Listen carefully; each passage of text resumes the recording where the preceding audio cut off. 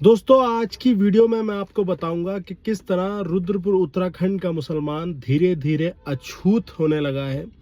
कोई उसका नहीं होना चाहता, कोई उसके पास नहीं होना चाहता। क्या हैसियत रुद्रपुर के मुसलमानों ने अपनी कर ली है। मैं कुछ फैक्ट बताऊंगा इस वीडियो में, कुछ सवाल पूछूंगा। आपसे गुजारिश है कि उन सवालों के जवाब मेरे कमेंट सेक्शन में दीजिए। पूरी वीडियो देखिए, फैक्ट को समझिए। तब भी आपको लगता है कि मैं गलत हूं तो आप ज़रूर इस बात का काउंटर अपने सोशल मीडिया वीडियोस पे दीजिए। आदाब दोस्तों, मैं आपका भाई खालिद। अभी बीते कुछ दिनों पूर्व विधायक श्री राजकुमार ठुकराल जी ने कांग्रेस में अपनी ज्वाइनिंग करी। वो बीजेपी से थे और उसके बाद हमने देखा कि बहुत सारे मुसलमान खुशी के मारे, कोई ठिकाना नहीं उनका, और बहुत स्वागत कर रहे हैं, जश्न मनाया जा रहा है। और इस पे लोग मुझसे भी बोल रहे थे कि भाई आपकी क्या राय है, क्योंकि कुछ कंट्रोवर्सीज भी क्रिएट हो गई हैं। तो मैंने कहा मुझे भी बोलना चाहिए, तो आज मुझे टाइम मिला, मैं वीडियो बना रहा हूँ। बात कहानी से शुरू करते हैं। सिख कम्युनिटी का 1984 में कुछ विवाद हुआ इंदिरा गांधी से, और उन्होंने इंदिरा गांधी को बदले में मार दिया। 84 के दंगे हुए जिसमें हजारों सिखों ने अपनी जान खोई। दंगा भी खत्म हो गया, इंदिरा गांधी भी खत्म हो गई, अल्टीमेटली बात खत्म हो गई। कुछ समय के लिए मोरारजी देसाई इस देश के प्रधानमंत्री बने। 2.5% सिख कम्युनिटी थी। इंदिरा गांधी भी खत्म हो चुकी थी, दंगा भी खत्म हो चुका, लेकिन उसके बावजूद भी मोरारजी देसाई ने पूरी की पूरी सिख कम्युनिटी से माफी मांगी। क्यों? क्योंकि जैसे हमारे देश का संविधान कहता है ना कि एकता का अधिकार है सबको, उस डेकोरम को मेंटेन करने के। अब मैं हमारे मुसलमान भाइयों से पूछना चाहता हूं कि क्या आप इतने गए गुजरे हो गए कि इस पूरे मुद्दे के चलते आप ये भूल गए कि राजकुमार ठुकराल वो शख्स हैं जिस शख्स ने नफरतों का बीज रुद्रपुर में बोया है।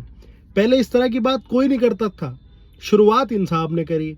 और भी ऐसे ऐसे काम जो सरकार बनने के बाद इतिहास में रिपीट नहीं हुए, वो इन साहब ने करा। मुझे कोई जरूरत नहीं है कि मैं इनकी पुरानी बातों को रिपीट करूं, लेकिन क्योंकि जग जाहिर है, इसमें आप इतने गए गुजरे हो गए कि आप राजकुमार ठुकराल साहब से एक माफी एक्सपेक्ट नहीं कर।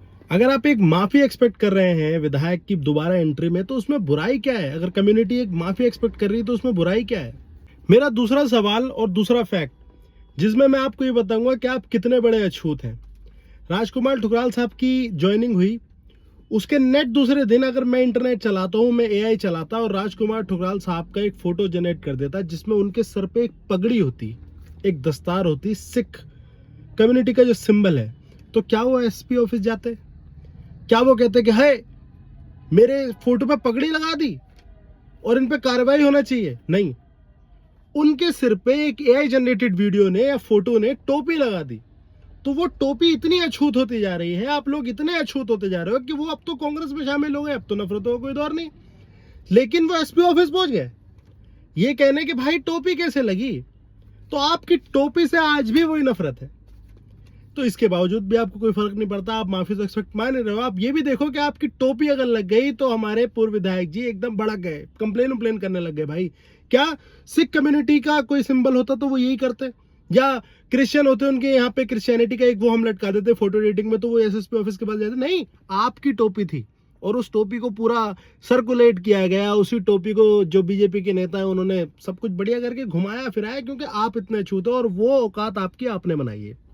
तीसरा सवाल, क्या भाई कांग्रेस पार्टी मुसलमानों के लिए इतनी बड़ी वॉशिंग मशीन हो गई कि कोई आपके अधिकारों का हनन करे, कोई आपको 10 साल दबा के रखे, कोई आपको सबसे पहली गाली दे?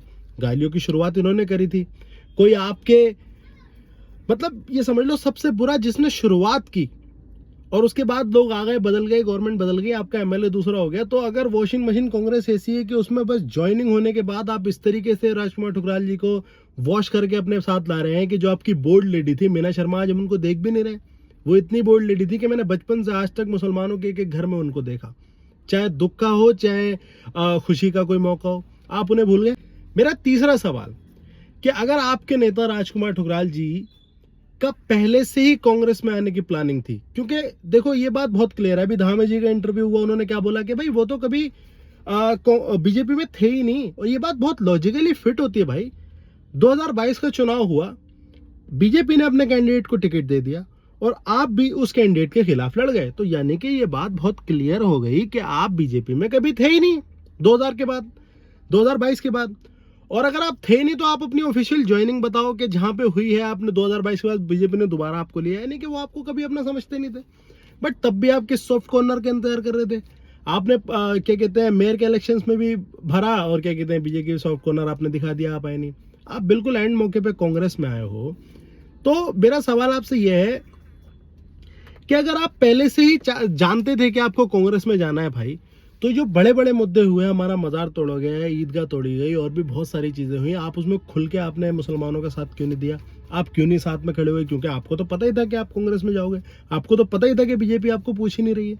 तो भाई इस पूरे मुद्दे के चलते मेरे यही 3-4 सवाल हैं जो कि मैं पहले तो ठुकराल जी से पूछना चाहता था और उससे भी पहले मैं अपनी कम्युनिटी से पूछना चाहूंगा। और अंत में बस ये बोलना चाहूंगा कि जो आज ये आपके हालात हुए हैं ना भाई, कि कोई भी आपको लपेट रहा है, वो आपकी अपनी हरकतों से हुआ है। आपने जो बेड़ियां डाल रखी है ना अपने गले में, आपने जो ये समझ लीजिए गुलामी की जो पट्टे डाल रखे हैं कांग्रेस के, ये औकात आपने अपनी कराई है। क्योंकि जो आपके पास जा रहा है ना, अभी भी जो भी मैंने लिखा है अपनी वीडियोस में बोला है पॉलिटिकली, वो सच हुआ है। और आने वाले टाइम में 27 के चुनाव से पहले इन्हीं इंस्टाग्राम की वीडियो पे जो मैं दावे करूंगा वो सच होंगे, लिख के रख लीजिए। लेकिन आपने किसी की सुन के नहीं दी।